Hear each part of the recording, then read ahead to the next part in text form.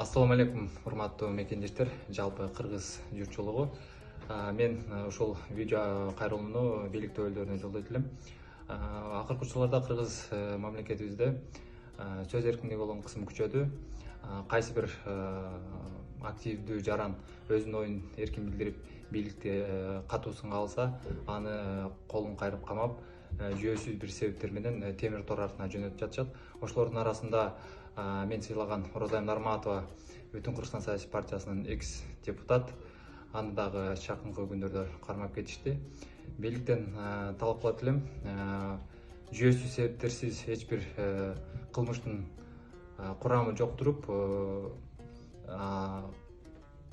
кылмышка тартканыңыздар туура эмес. Ошол себептен мен бийликти адилеттүүлүккө чакырып, сөз эркиндигин басмырлоого чакырып кетем. Мамлекетте болуп жаткан көйгөй жүрөккө тынчтык бербей, аркасынан кайрылууга туура келди. Азыркы учурда куугунтук болуп жаткан журналисттерге жана Розайым Нарматовага коштомдук.